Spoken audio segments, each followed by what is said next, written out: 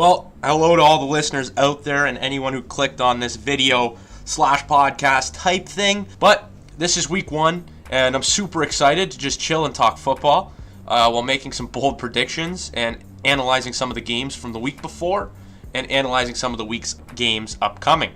It's going to be mainly a football-oriented podcast where I am just going to map out some of the things that happened this week and try and fit them into some interesting and fun to listen to segments that might get your blood boiling.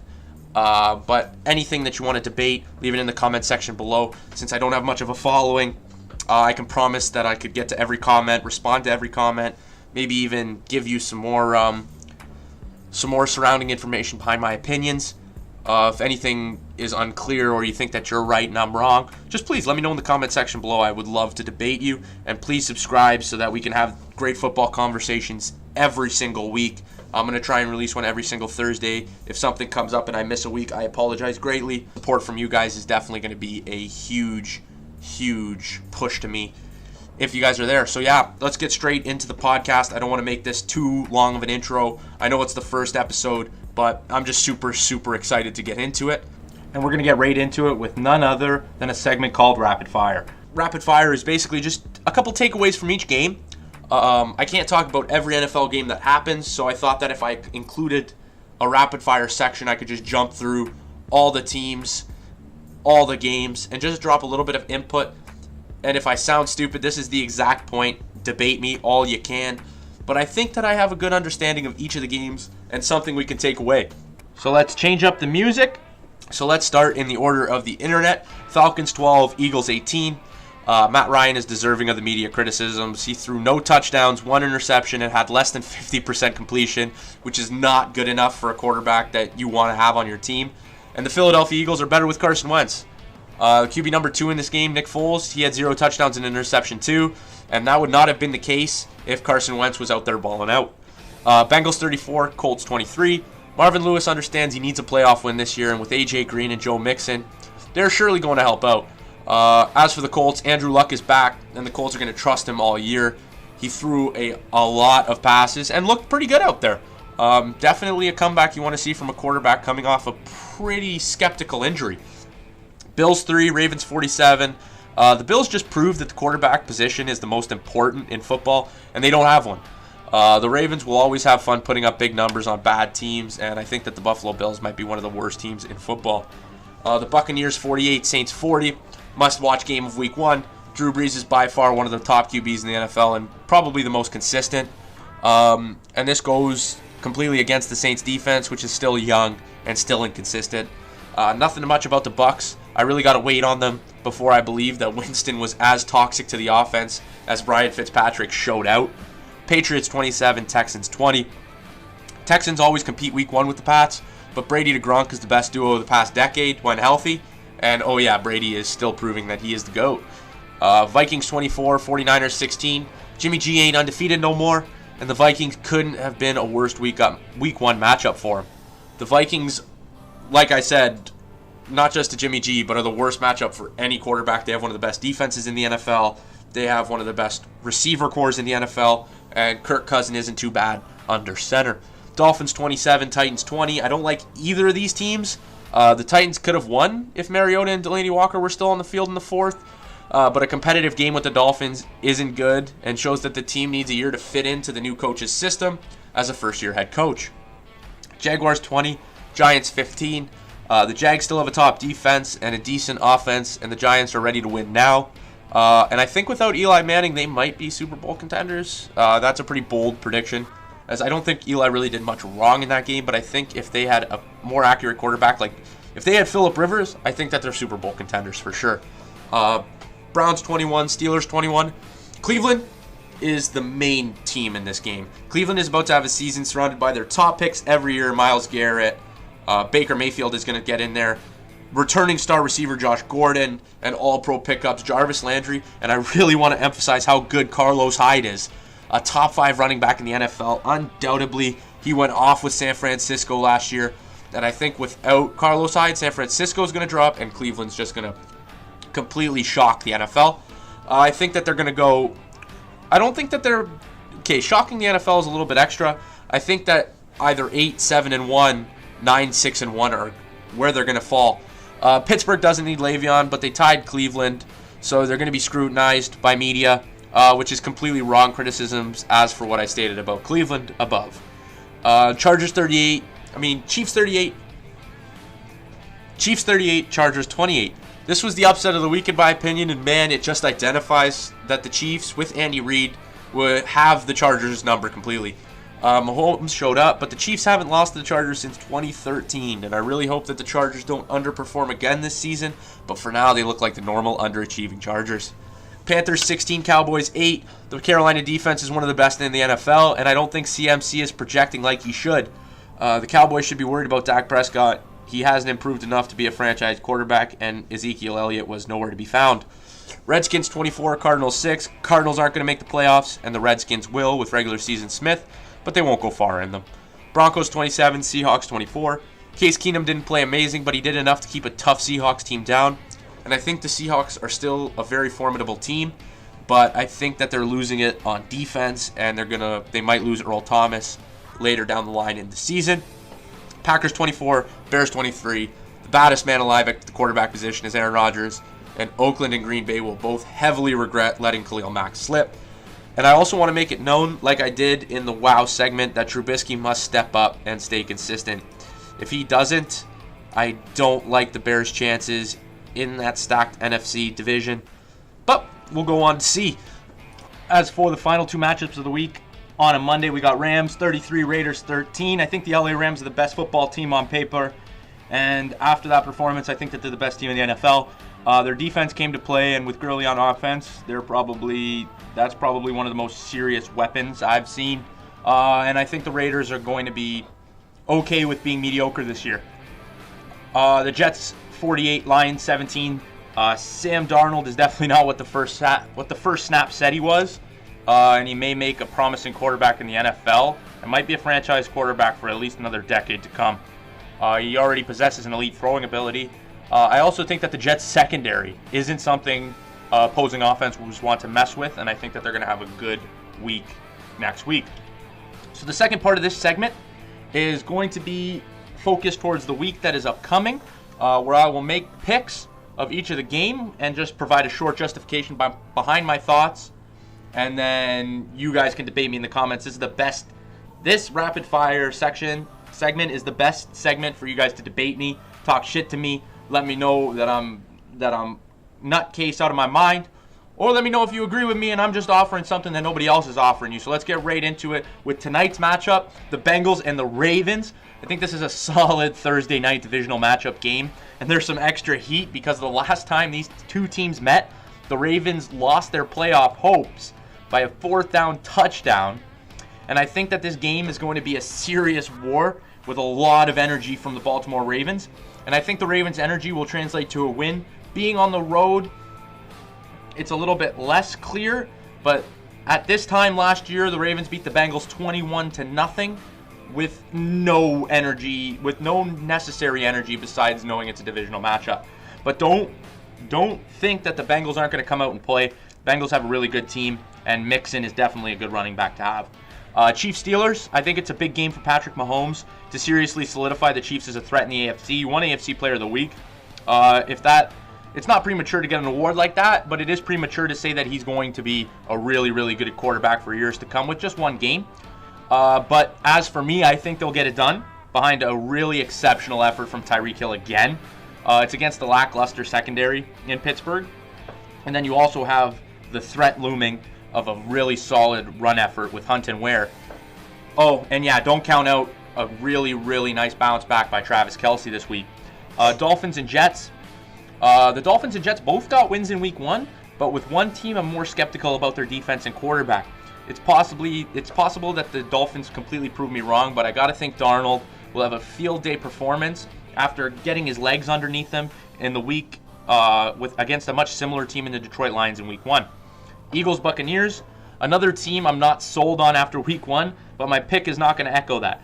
I think the Eagles are going to play well, but when it comes to the line, I'm on with Fitzpatrick and Tampa Bay. I'm leaning towards them to pull off another upset. The only reason I highly doubt that that's going to happen is because of the injury to Deshaun Jackson.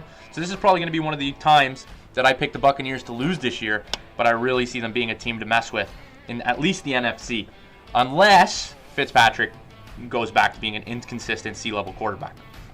Browns Saints, I'm really high on the Browns. You heard that in the last time I talked about them, and this game has all the makings to be a war. The Browns proved that they had enough on defense, even with the weather. I still saw some great things from their defense against the Steelers. And I think their offense looks like it's missing a QB, and the answer could be Baker Mayfield, even though we're probably not going to see it this week. I'm still taking the Browns because New Orleans over the past 4 NFL seasons hasn't been able to get away from the first 2 games 1-1. They've always started 0-2, so I'm going to take the Browns. Colts Redskins, I think the Colts proved Andrew Luck is a healthy quarterback, and when Andrew Luck is healthy, that offense is one of the most powerhouse offenses in the NFL, and I think it's time for him to remind us who he is, and I'm going to be taking the Colts in this one. Then we got the Chargers and Bills. This one, if it is not a blowout in the Chargers' favor, I don't know what is going to happen. Let's just hope the world's not square and the Bills are what I think they are, the worst team in the NFL. The Vikings and Packers. The Packers definitely won't have enough to edge out a miraculous comeback against this team of complete savages. It might be smart to preserve their quarterback's health against these killers, but we'll get to that later. Panthers Falcons. This is going to be a good show for Julio Jones, like always, against the Panthers. But I do think the defense will be able to slow it towards the second half and prove to be good enough for the Falcons' offense with the other weapons that they have. Even though I'm unsure about the Panthers' offense, I think they can do enough to win with around 14 to 28 points, and I think Cam Newton could get that for them. So I'm going to take the Panthers in this game. Texans-Titans, another clear blowout in my opinion. Watson, J.J. Watt, Davion Clowney, way too much for a team that just lost to the Dolphins. Cardinals-Rams, another blowout. Winner, Rams.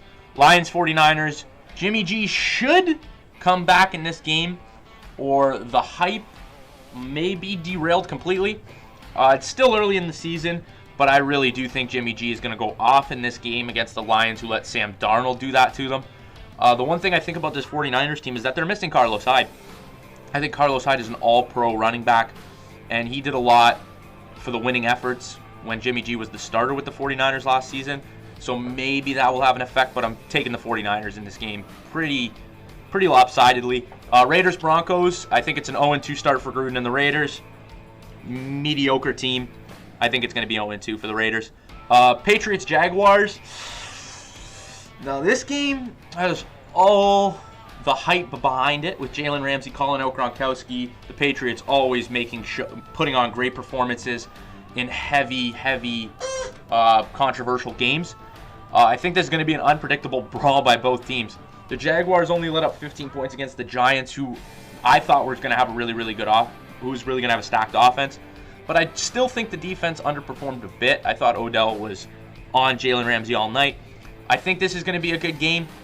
I really hope it's going to be the game that I'm expecting it to be, but I really do think that Brady and Gronk are going to take this one unwillingly. Giants-Cowboys. I think the Cowboys aren't a good football team. I still think Elliott bounces back against the defense, but it's not enough to beat the Giants. I'm taking the Giants to win. Seahawks and Bears. Can Khalil Mack play 4 good quarters of football? Yes, but I don't think that goes for his quarterback, and that's one of the most important positions on the field. Mitchell Trubisky, I think, is going to cost them good field position late in the game, and I think the Seahawks over the Bears on Monday night. So as a quick recap, I'm confident in my picks with the Jets, Chargers, Vikings, Texans, Rams, 49ers, Broncos, and Giants. I really have a good feeling with those teams winning. I think that those defeats might be lopsided, more lopsided than less. I can still stand by, but it could go either way. I'm still standing by my picks with the Chiefs, Colts, Panthers, and Seahawks. And the complete toss-ups, in my opinion, are the Buccaneers, the Browns, and the Patriots. But I'm still taking the other team. These are toss-ups that I'd only bet if you had a gun to my head, but I'll still take them out. Maybe even the Patriots won up, but I don't know. Remember, if you disagree about a team, pick, or assessment, leave it in the comments. Again, I don't want to stress this enough. The comment sections are where you guys are going to make the best impression, the best response. And that's just where us, the fans, love to debate. We always get the media, national media. We always want to be able to debate them, and YouTube is the perfect platform so everybody can comment and do anything that they want to do. And that is why I love it so much. And with the podcast, I want to kind of do this too. And this is where I thought of a really fun segment to do, where we can find some entertainment in discussing some of the ridiculous and acknowledging some of the smart things that have been said by social media or media members, such as ESPN, Fox, the NFL Network. I'm not going to discriminate between any of these big news brands, and everything is on limits. So how this segment is going to go, I'm going to play something that was said by either one or a large amount of the media. I'm going to cut out the video, and we're going to go into it, and I'm going to drop my opinion on what they're saying, and I'm going to address some of the BS. Let's start with looking at one of the most controversial analysts I've seen on Fox. Colin Cowherd usually drops a lot of takes that I really just completely disagree with. His takes on the NFL, he usually uses the negative things in the media, the negative things that really anger fans, that irk fans the wrong way. He uses that to create sort of entertainment. But sometimes a diamond in the rough is found with Colin Cowherd, and he drops a top 10 or a take that you just got to think about and go, oh, you know what? He's right.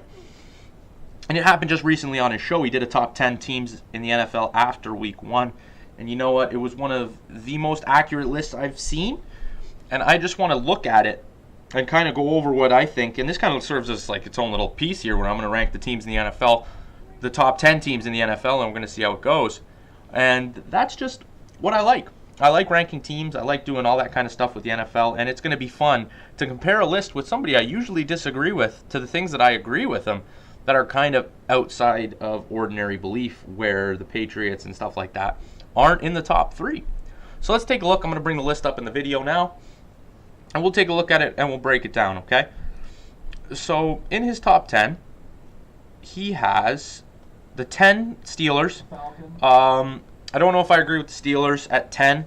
I don't think the Steelers are in the top 10 NFL teams. Maybe with the talent on offense, we could put them in at 10. Carolina Panthers at 9. I agree. Carolina Panthers, they didn't do enough on offense. They didn't look the most amazing. And usually he says that they're one of the worst teams in the NFL, so it's weird to see Colin have them at number 9. He has Green Bay at number 8. With Aaron Rodgers, Green Bay is the number 8 team in football. Minnesota Vikings at number 7. This is where it kind of throws off with me. This is the only things that I disagree with. Number 7 for the Vikings. I like the Vikings. I think the Vikings are probably at least in the top 3 NFL teams, and I'd put them up there. Falcons at number 6. I would drop them down to probably 8 or 9. Bring Carolina and Green Bay both probably up. So I'd do Atlanta 9, Carolina 8, Green Bay 7. Vikings are nowhere to be found. 6, I would have New England. No, 6, I would have KC. KC at number 6. I would have the Eagles at number 5. I would have the New England Patriots at number 4. The Minnesota Vikings at number 3. Baltimore Ravens at number 2. I'd slide every team up 1, and I'd move probably Baltimore. Honestly, I'd keep Baltimore above Carolina and Green Bay. Baltimore has a really silent but deadly team. It's hard to pick against them against anybody in the NFL. They have good receivers. They have a good not a great quarterback, but a good quarterback, Joe Flacco. So yeah, they're at number 2 is pretty good. And then he had the LA Rams at number 1, which I did say they're the best team in the NFL. The way that they manhandled the Oakland Raiders, even though the Oakland Raiders aren't the team to beat in the NFL, was pretty telling to the offseason moves that they made. Picking up Aqib Talib, Marcus Peters, 2 of the best corners in the NFL, undoubtedly. And then picking up some new pieces for the D-line with the receiving core that they had, with Jared Goff, who's ever improving. LA is the team to beat in the NFL. And it's crazy that I'm starting this segment off where I just really want to go into media. I really want to go into some people. I'm starting it off with a good thing, because this list, he wasn't afraid to go against the grain and say that New England was number 5. Put KC up there with a win with their quarterback. Philadelphia's up there. I don't like Philadelphia with Foles. I didn't like the way they played against Atlanta. I don't think Atlanta's one of the best teams in the NFL. That one I disagree with. I like the way he put the Ravens at number 2. Dark horse, really good team. I don't disagree. And then the LA Rams are obviously one of the best teams in the NFL. And you know you're going to see people that say that the New England Patriots aren't number 1 what the heck is wrong with this list. They're the only team here. They're probably the only team in this list besides the Philadelphia Eagles that are proven winners. They're proven that people will always doubt them, and they'll always be back at number one at some point. And with Tom Brady still looking like Tom Brady, and Gronkowski really healthy, looking good, it's really, really hard to not put the Rams at number one. So this list, first thing I woke up to, first thing I saw was weird because I don't watch Colin Cowherd that much. The first thing I saw, I 100% went man. I can't disagree with anything he said here. He put his points together really well. Good on Colin Cowherd. You know what? I'm going to give Colin, maybe even I'll start a ranking. Colin Cowherd, smart, he gets a point. There you go. Colin, you're 1-0 in my books. Let's move right on, and let's hear the next clip of the day. Or see the next clip of the day. It could be anything. It doesn't even need to be a media member. This one's not even going to be a media member. It's going to be an NFL player. And I just want to let you guys hear what he had to say, and we can talk about it. I mean, that's how he feels. That's how he feels. I mean, it's a big game this Sunday. We're playing them. I mean, I'm sure I'm going to have opportunities to go versus him. I'm sure he's going to have opportunities to go versus me. So I'm just preparing like I always prepare. Now, if you didn't know who that was Rob Gronkowski addressing his next week opponent, Jalen Ramsey of the Jacksonville Jaguars, who released a statement through an article that I read. I don't know where he released the statement, but he released a statement that basically said that Gronkowski does bad against corners, and that Jalen Ramsey, I don't know if he actually said this, but I took from it that he's going to be able to shut Gronkowski down if he's on him. What that means is that we're going to have a hell of a week next week, a hell of a game.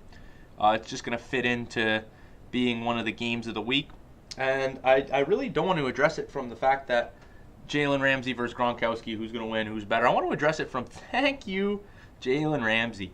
You're the best you could see. You're the best you could find. You're the best guy in the NFL in so many different senses of the word. You're a great cornerback, obviously. He's one of the best cornerbacks in the NFL. Hard to deny.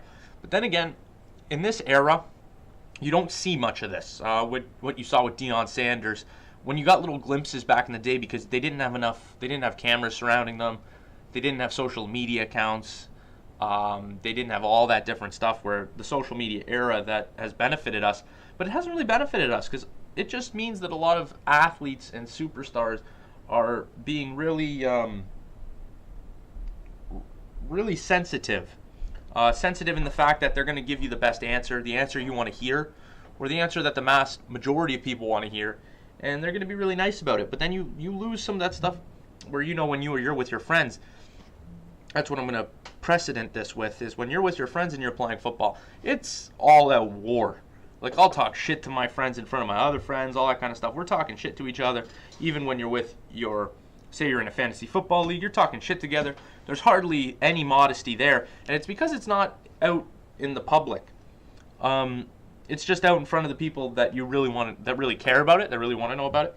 But when you're in the position of a superstar athlete, you hardly ever see somebody calling somebody else out for whatever reason. But that's what makes sports a part of entertainment. And what Jalen Ramsey does, he does this consistently. He's never shied away from the media. He's never shied away from competition, and he's never shied away from calling out opposing competition, opposing competitors, to bring out kind of that fire. And it even benefits the gameplay, because you know that he's going to motivate himself with what he's saying. He wants to prove what he's saying is correct. When he went out and called out all those quarterbacks, he's going to play harder with those quarterbacks that he said sucked, obviously. And those quarterbacks that said he sucked are going to come out and play even harder. They're going to practice even harder. They're going to circle this day. They're going to circle the Jacksonville Jaguar meeting on the calendar. And I can't name another player that does as much calling out as Jalen Ramsey does. You can look at Joel Embiid in the NBA, but that's not even the same sport.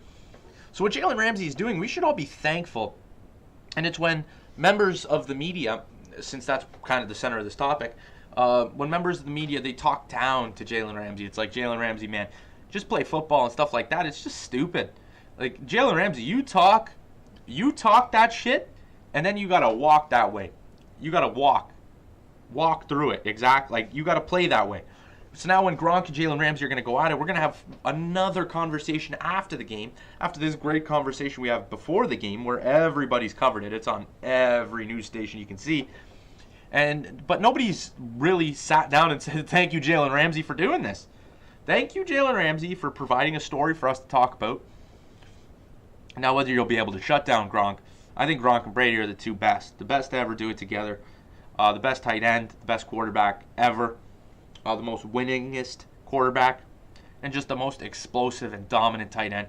Like Gronkowski, they throw the ball anywhere and Gronkowski pulls it down. Like every week you see something crazy from Gronkowski. A crazy catch. Double coverage. Why would you throw it there from Brady? But Gronk always finds a way to pull it down, and that's kind of the cooperation that they have down there in New England with Bill Belichick as the head coach. They've always been dominant. They always will be dominant. They know that they're the best, and they're still grinding to be the best. Like when you're 41 and you're saying you want to play till you're 45 and you're actually going through with it, you're wanting to add more rings to the two hands, because I can't say one hand if Brady gets that sixth. It's just awesome to see, and it's awesome to see Jalen Ramsey go after such a champion franchise.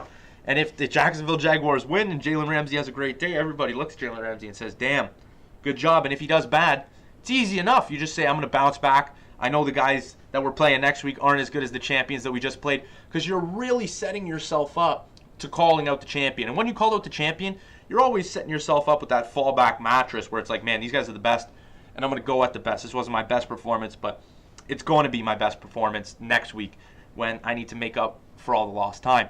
So Jalen Ramsey, again, I want to say thank you.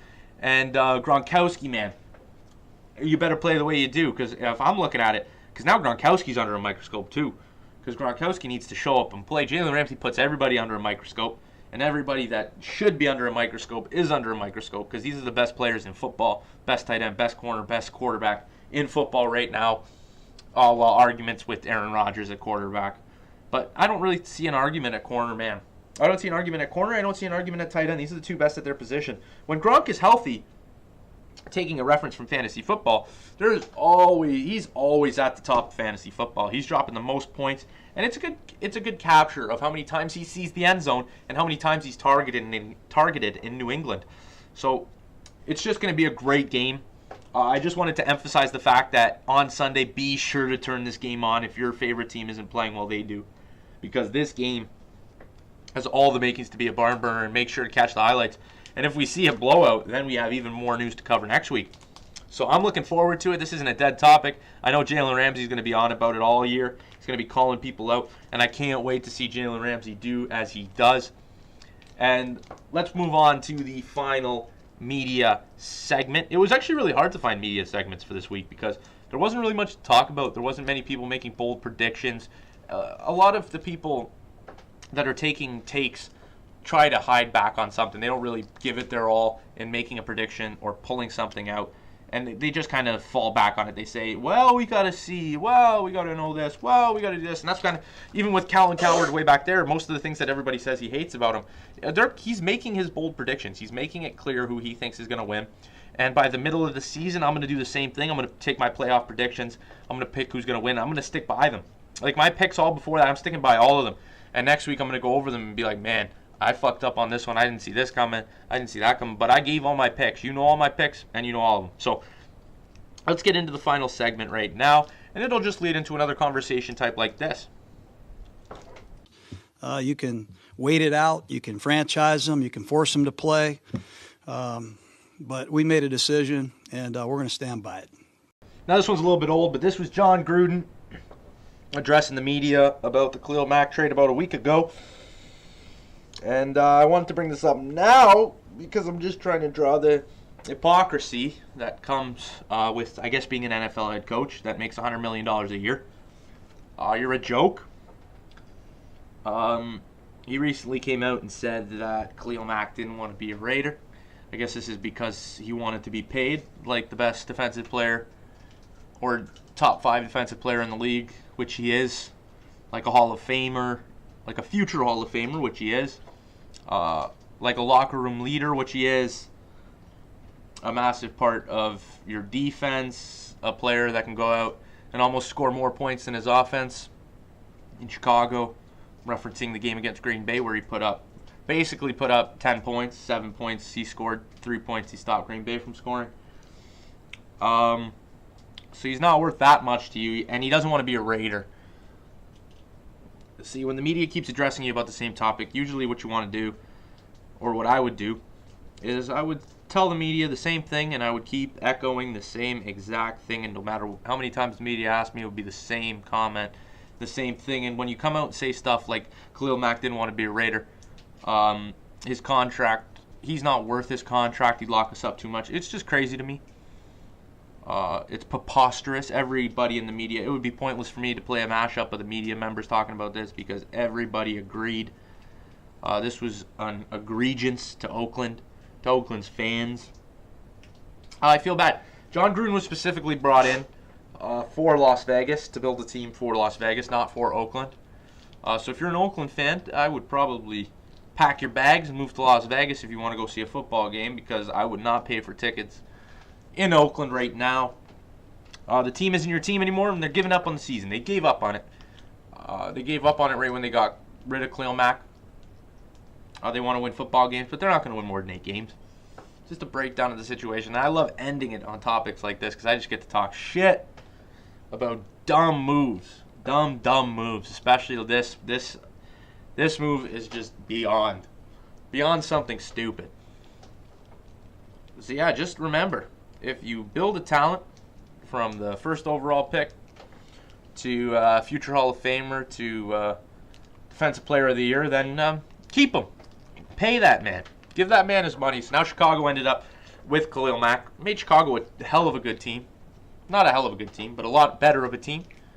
And we're going to see as the paths go where Khalil Mack and where Oakland goes. And maybe by the end of the year, a lot of the media will be talking about how stupid Chicago was. Well, not how stupid Chicago was, but how smart Oakland was for getting rid of Khalil Mack, because they were ready to build a team that they might build in the future. But I think 10 years with John Gruden was a bad move. I don't like John Gruden, but it is what it is now.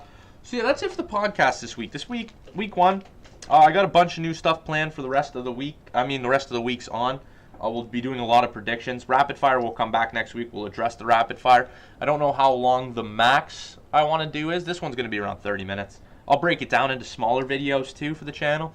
But yeah, it's just a football conversation. I want to echo it again. Please feel free in the comment section below to talk to me as much as you want. And this is not limited to shit talking. If I'm going to talk shit about media, then you can talk shit about me.